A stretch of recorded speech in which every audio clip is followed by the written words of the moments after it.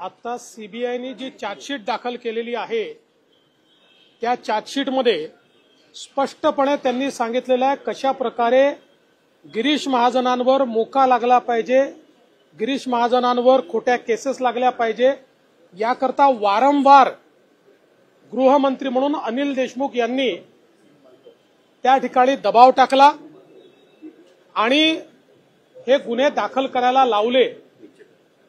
खरं म्हणजे या संदर्भातले ऑडिओ व्हिज्युअल पुरावे मी स्वतः दिले होते आणि त्याच्यावरच सीबीआयकडे केस झाली आणि त्या केसमध्ये सीबीआयने पुराव्यासहित कोर्टामध्ये चार्जशीट दाखल केलेली आहे।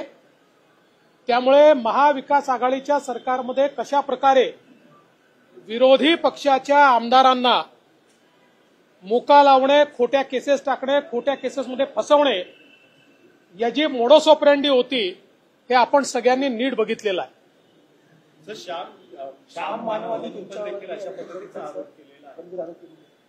बघा, पहिली गोष्ट तर इतके वर्ष श्याम मानव मला ओळखतात, त्यामुळे त्यांनी पहिल्यांदा अशा प्रकारचे आरोप करायच्या आधी मला विचारायला हवं होतं। पण दुर्दैवाने मला असं वाटतं की इकोसिस्टीममध्ये अलीकडच्या काळात सुपारीबाज लोक घुसलेले आहेत, सुपारी घेऊन बोलणारे लोक घुसलेले आहेत। दुर्दैवाने त्यांच्या नादी श्याम मानव लागले का असा प्रश्न मला पडतो। पण एक गोष्ट मला स्पष्टपणे सांगायची आहे की या ठिकाणी अनिल देशमुख यांच्यावर आरोप लागल्यानंतर आमचं सरकार नव्हतं, महाविकास आघाडीचं सरकार होतं। ती केस मुंबई हायकोर्टाच्या चीफ जस्टिस समोर लागली आणि मुंबई हायकोर्टाच्या चीफ जस्टिस यांनी अनिल देशमुख यांच्या विरुद्ध एफआयआर करायला लावला। त्यांच्याच सरकारमध्ये तो एफआयआर झाला, त्यानंतर ते जेलमध्ये गेले आणि ते आता बेलवर बाहेर आहे। ते काही सुटलेले नाही आहेत। 100 कोटीच्या वसुलीच्या केसमध्ये ते जेलमधनं बेलवर बाहेर आलेले आहेत। आणि मी एक गोष्ट अतिशय स्पष्टपणे सांगतो, मी आजपर्यंत बोललो नव्हतो, ते सातत्याने आरोप करतायत तरी मी शांत आहे, कारण मी अशा प्रकारचं राजकारण करत नाही, कोणावर डूख ठेवून राहत नाही। पण माझा एक सिद्धांत पक्का आहे, मी कोणाच्या नादी लागत नाही, कोणी नादी लागलं तर सोडत नाही। मी आज तुम्हाला स्पष्टपणे सांगतो आणि माझं त्यांनाही सांगणं आहे, कारण त्यांच्याच पक्षाच्या लोकांनी त्या काळातल्या त्यांचे काही ऑडिओ व्हिज्युअल हे मला आणून दिलेले आहेत।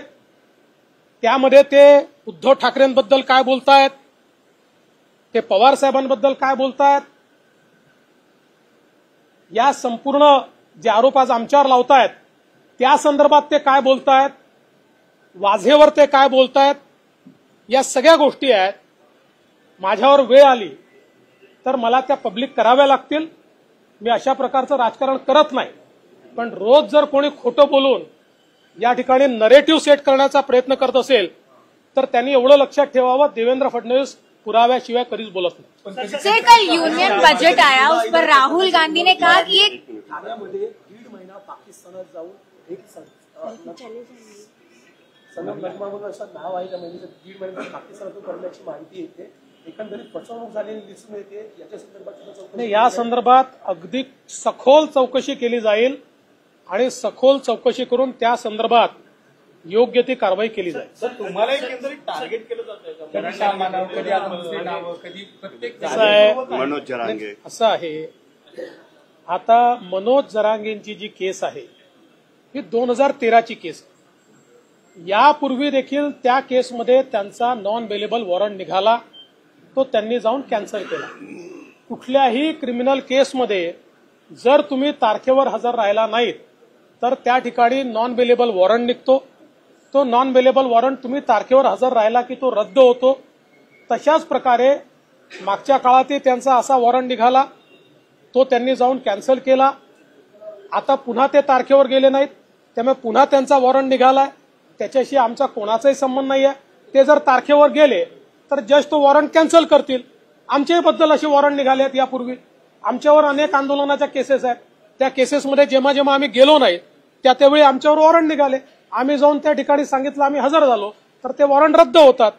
पण मी काही त्यांना दोष देणार नाही. मागच्याही वेळी उपोषणाच्या शेवटी ते माझ्या आईवर बोलले होते. मग नंतर त्यांनी माफी पण मागितली आणि सांगितलं की जरा उपोषणाने माझ्या डोक्यावर परिणाम झाला होता किंवा मला त्रास झाला होता त्यामुळे मी रागारागात बोललो. आपण असं समजूया की आता उपोषणामुळे पुन्हा त्यांचा संताप झाला आणि ते या संदर्भात बोलले. एवढंच सांगतो ही एक नॉर्मल प्रक्रिया आहे. ज्या प्रक्रियेमध्ये क्रिमिनल केसमध्ये तुम्ही जर हजर झाले नाहीत तर तुमचा नॉन बेलेबल वॉरंट निघतो. तुम्ही हजर झालात की तो वॉरंट कॅन्सल होतो. सर युनियन बजेट आया इकोसिस्टम कोण चालवतंय नेमकं? कारण सातत्याने तुम्हाला आता टार्गेट केलं जातंय. सरकार असताना फक्त देवेंद्र फडणवीस मी तुम्हाला प्रश्न विचारतो की देवेंद्र फडणवीसला टार्गेट कोण करेल? कोणाला फायदा आहे देवेंद्र फडणवीसला टार्गेट केल्यामुळे?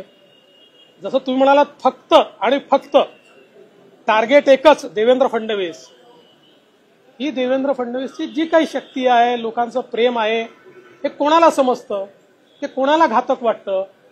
देवेंद्र फडणवीसमुळे कोणाला धोका आहे हे आपल्या सगळ्यांना माहिती आहे. त्यामुळे इकोसिस्टम कोण चालवत आहे हे देखील आपल्याला माहिती आहे.